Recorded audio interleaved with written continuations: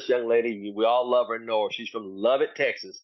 Went down there on a dream, a hope, and a spare. Like I'm gonna build something out of nothing. And see, every one of you could build right in your own city, your own town. You just got to get out of your house and just do it. What Nike say, just do it. So we know I love her as a taco lady. She's a little piece of leather, but she's well put together. She is always on the top list at AC and back office as top RD. Can we give a warm welcome to none other than a regional director all the way to regional vice president, Miss Roxann Corralejo? Thank you so much, Mr. Thomas. So one thing I do want to point out, you guys, you have to have fun. You have to have some thick skin and have fun. And thank you for reminding me of that this morning. One thing I do want to do is give it back to you as always. There are so many great qualities of a great leader, and a couple of them that I want to identify that I am following in your footsteps doing is one of them just providing the resources for your team. Most of us here should have a team, at least one or more people on our team. Are you providing those resources for them? Mr. Thomas does it just with these calls. He does Saturday night leadership. He does Tuesday calls as well for people that definitely want to start creating some momentum and some activity, some accountability. So he provides those resources. Another one is that you provide an opportunity for people to step up. And that's huge. And not in the workplace, most people don't get that. So I definitely want to give it back to you for giving those people that want to step up that opportunity to do so. And then lastly, for those people that aren't interested in stepping up, but recognizing the leader in them that they might not see. So that's one of the points that you hit really hard for me. Being a presenter or in front of a room was nothing I ever desired to be. I was like, no, it's okay. Like, let's promote everybody. Let everybody do it. I can be in the back. I just want to build silently. And then you giving me this platform and opportunity, not only me and everyone else, but identifying the leadership qualities in other people, that takes a lot of skill. So thank you so much, Mr. Thomas. Thank you for all that you do, not only for myself, but for everybody on this call. And I identify those things because that's my topic today is leadership. Man, it has been a whirlwind these past few months for me. You guys know that. But for those of you that don't know who I am, my name is Roxann Corralejo. I live in Texas. I started off as a traditional business owner, but I was super time broke. And so I saw this opportunity as something just for me to get my time back, that time freedom that I wanted. And I have.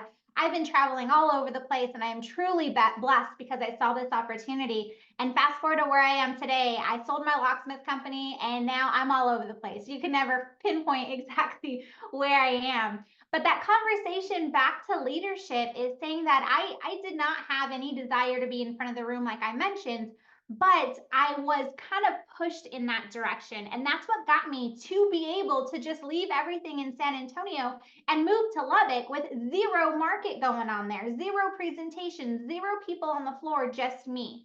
And if I wasn't able to develop those leadership qualities, I wouldn't have been able to build what we built in Lubbock, because it does take a great leader. So I'm going to talk to you guys as leaders, have that leadership conversation, because you guys are leading a team.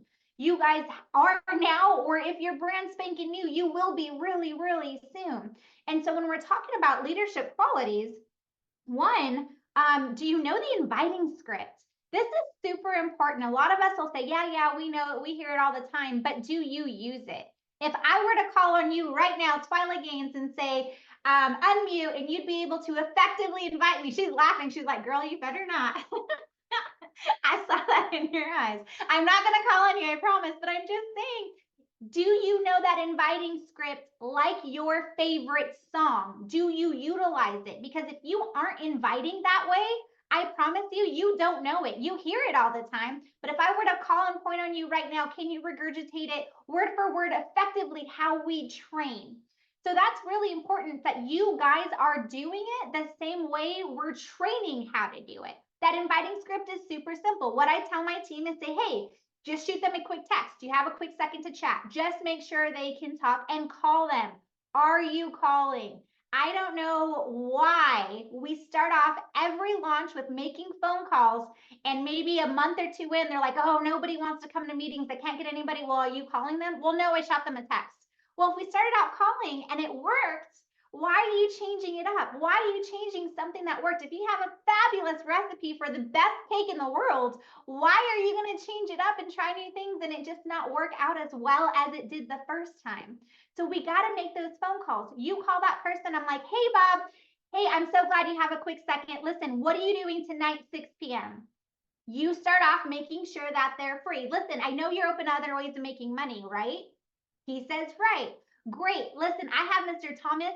He is phenomenal. Don't forget to edify the speaker. He is phenomenal. He has been such a great mentor to me. He has built millionaires and building something amazing in our marketplace. And I definitely want you to hear what he has to say. I want to hear it, but I thought of you as well. Can you be free 6:30 tonight?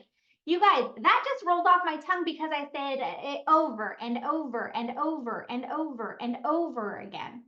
And the reason why it's so important to nail that down is because what you're doing might be working for you. I get it. Some people say, you don't know my people. I have my own script. We want to be duplicatable. That's the whole point of leadership, is to make sure what we can do can be duplicated. Now, some people have that credibility in their marketplace that other people might not. So if you just called up someone and I said, hey, Daryl Ramsden, I need you to be on this call 6:30, he might say, Roxann, it's you. Of course, I'm on. But that's not going to happen for everybody. So everybody needs to learn that script.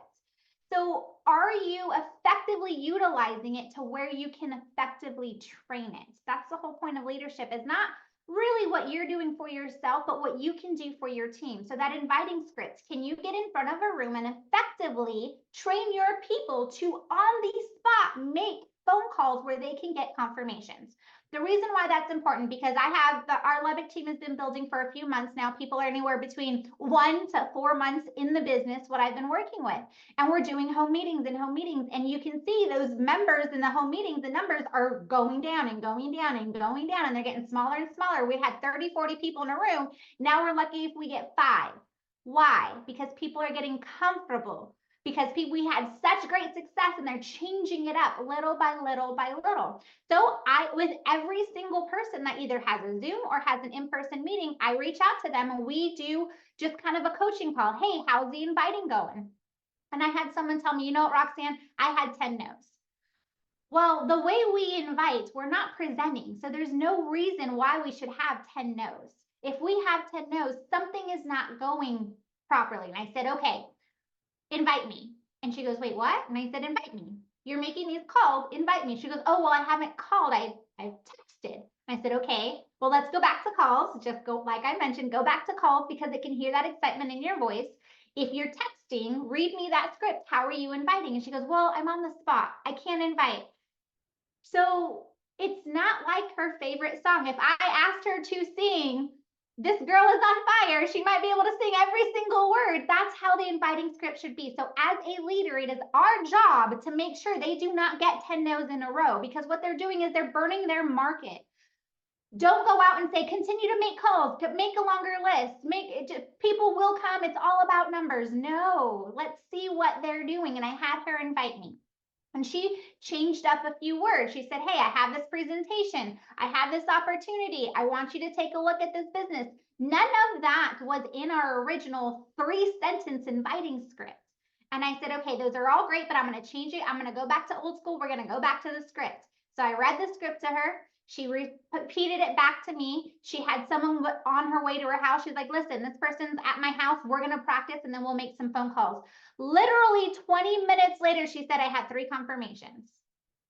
3 confirmations. And she said, all I needed to do was talk to you. And I said, all you needed to do was go back to the basics and believe in yourself. You're changing it up. Don't change it. And so we all have these tools. Now, are you getting a bunch of no's? If you are, contact your leader, contact me, contact Mr. Thomas, invite us. Don't be scared to invite your leader. That's one of the problems I see a lot, is that my team is really, really nervous to invite me. Well, that's a good thing, because if you're nervous, that means you're going to get it right. If you're lax, that means you're probably just going to free flow it. So you want to have them nervous. You want to have them recite it like their favorite song. So that's just the inviting script. But as a leader, do you know how to effectively present? If we were on a call, if you had a guest, your top dog guest on a call, Mr. Thomas's Tuesday evening call, and all of a sudden his internet cut out for whatever reason. It just cut out and he was gone in the middle of the presentation. Can you unmute yourself and continue to effectively present to everybody on the call? We are here to help each other out. And that has happened before. And I just told you that my internet's a little shoddy. If it shuts out, if I'm in the middle of a presentation, someone will need to jump in for me. Can you do that? Will you be scared to? Probably. But can you do it? The only way you can is by practicing over and over and over and over and over. Talk to your dog, invite your steering wheel when you're in the car, whatever it is. It's just practicing like you can't forget it. I can deliver a presentation without a single slide. I do not need a single slide to go through the entire presentation. Why? Because I've done it so many times and it's like my favorite song and I can effectively do it. Can you do that? Some of us have been in this business for a while and should be able to, but can't. Why? Because you haven't had to. Because we're relying on the leadership. Rely on yourself, because if you can't lead, then who's going to follow you? You have to be that leader. You have to know the presentation like the back of your hand. You have to be able to recite it without even looking at it, but still be effective with it. That's a big point, is still have that human conversation. That's where the effective word comes in. Mr. Thomas says it all the time. Be effective. Have that human conversation. Don't sound like a robot. That's the presentation part. Can you effectively present if something were to happen? But not only that, not everybody is in front of the room doing customer trainings, doing the Saturday trainings on a Zoom, doing the build a team training. So how long have you been in the business? Because you might not have had that opportunity to get in front of a room and have to train customers. Can you jump up and train customers in a quick start training? Can you jump up and train effectively team building without freaking out? Have you practiced it? Practice it before you're forced to. Some of you guys had a marketplace where there was already a meeting going on. I wasn't. So it was just myself and Mr. Ruiz. I had to step up and learn how to do customers within 30 days in the business. 1 month in the business, and I am training a full fast start training. That is why I had to step up. That is why I am where I am today, because I was forced to. Like I mentioned, I never wanted to be in front of the room, but I had to, and it sucked. So I guess that's probably why I like training other people to be in front of the room too. But are you identifying those leaders? One, are you asking your team? That's one thing that we did, is I asked my team, who wants to step up? Who wants to present? Who wants to learn the presentation? But then two, those people that I know that can do it and are afraid to step up, I said, hey, can you do this? Miss Tiffany Grant is on the call right now. She's smiling already. She's like, oh Lord, please don't call on me. So we had some announcements that we had to go through. 3 minutes, maybe 3 minutes of a presentation of announcements. I sat on a call with her and we went over it and over it and over it and over it for 2 hours for a 3-minute announcement presentation that she had to do for the first time. And you guys, her voice was shaky. She was nervous. She was scary. And I'm sorry for throwing all that out there, Tiffany, but what I have to say is just that she did it because I asked her to. I said, hey, Tiffany, can you do these announcements? She says, yes, what do I got to do? She didn't even know how to share her screen on a Zoom. We do all of our stuff in person. But I took that time to build her as a leader. Why? Because I know she wants to be there. She has that plan. She says, you know what? I have this long-term plan with ACN. This long-term plan starts with being able to train your team. So can you effectively train your team? Do you know how to close at the end of a presentation? Do you know how to train someone else how to close at the end of a presentation? Who here wants a PBR with 30, 40 people in a room? Everyone's hands are going up, right? If you know how to close, can you get to 30 people after a meeting? No, absolutely not. That's why we train people how to do that. We had a closing training yesterday at noon for a handful of people on the team that wanted to jump on for a PBR that we had last night. Why? Because one, I wasn't there. But then some of the text messages I got after were just phenomenal, because why? They had that courage. They had that belief in them, because we did it. We practiced. Everyone practiced. They practiced closing me. And I threw out objections. You can't always be nice to your team. I had someone say, you know what, I don't believe this. This is a network marketing scheme. And I crossed my hands and I sat back. One of the girls was like, I hate it. What do you do with that? So we walked through that. Be the worst person prospect that you can be as you're training your team. Be ugly about it. Why? Because it builds their confidence when someone, and it does happen, is like that in real life. They know how to tackle that. So these conversations about leadership, are you watching Al Thomas? Are you watching everything he does? We talk about taking notes on these trainings, but are you taking notes when he presents? Are you taking notes on the things he says? I still take notes when I hear something fabulous on a presentation, on a customer acquisition training. His notebook is up, just because I'm like, man, I've never heard it said that way. In front of real estate agents, that would be perfect. In front of business owners, that would be perfect. Are you gearing your presentations to, or your conversations to, people in different businesses? But the only reason why this works is because you pull it from other people. You guys, I have not created anything. So many people tell me, Roxann, you're so great at presenting, I can never be you. And I'm like, yo, I've had 6 years of practice. 6 years of practice, and everything that comes out of my mouth, not a single word of it is original. Not a single word. It comes from every single other leader from ACN. So it's not that I'm amazing, it's that ACN is amazing. I'm a great thief. Y'all know that I used to be a locksmith. I broke into cars. I will steal every word that comes out of people's mouth. And what's so great is that when Mr. Corralejo came to Lubbock, the same things that he was talking to the team, it was the same things I was saying. Why? Because I will rob and duplicate from Mr. Corralejo. Copycat. Yes, sir, Mr. Sam Foster. I will rob and duplicate from Mr. Corralejo all day long because I'm working with him so closely. And what's so cool is that they've heard me say it. Now they hear Mr. Corralejo say it. And when I hear them talking, guess what?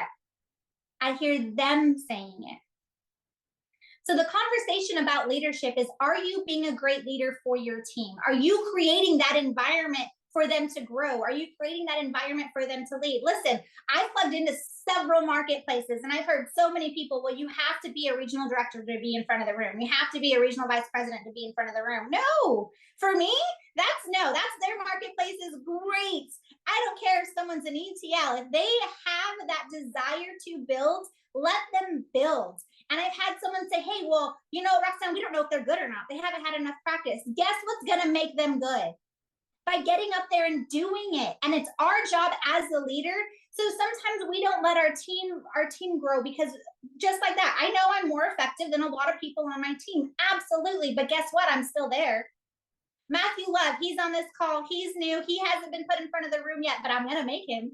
But I'm going to be there. So no matter what, if he messes up, I am there to completely come back and just clean it up a little bit. You as the leader are there to clean it up. Give that winning environment for someone.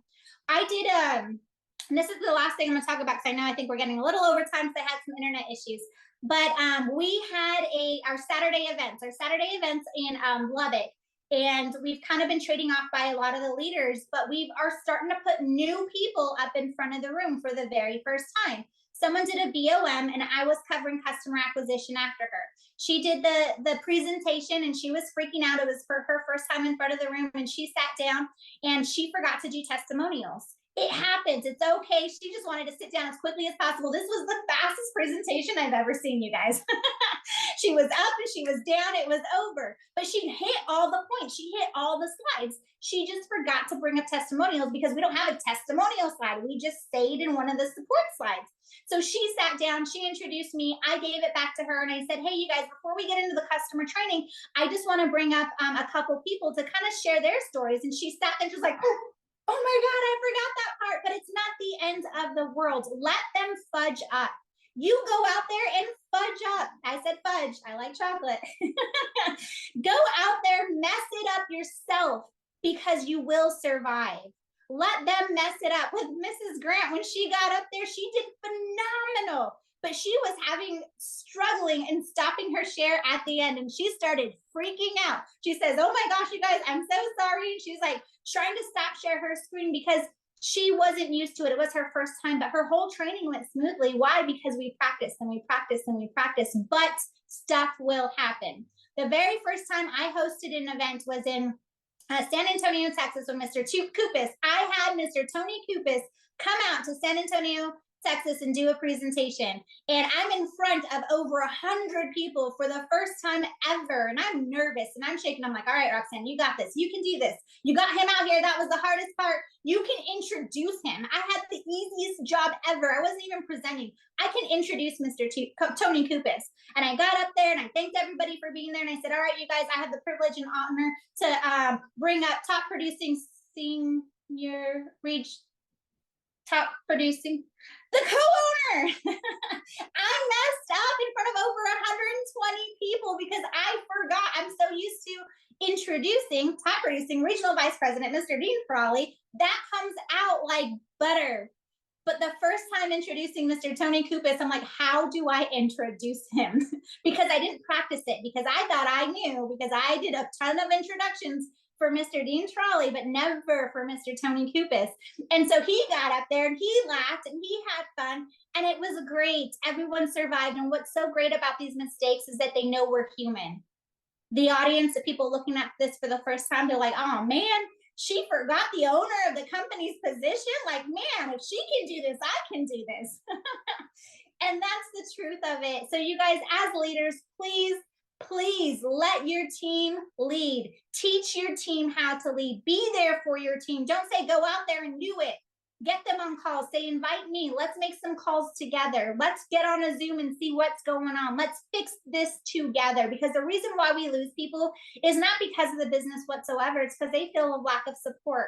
They feel that they can't do this. They feel that, you know what, I'm hitting my head up against the wall. And I'm hearing that so much. And I said, I get it. I've been there. Relate to them, because you know you've done it too. You know what? I felt like I had nobody else to talk to too. I felt like I had no too many no's too. Let's jump on a Zoom and let's game plan. Let's invite together. When you invite with your team, there will be results. There will be success, because you can see kind of the words that they're mixing up a little bit. Say, hey, that was great. I'm just going to change your wording just a little bit. Let's try this.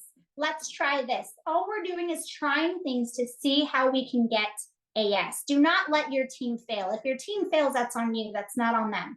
And it's our job to step up as a leader to effectively teach them how to lead their team as well.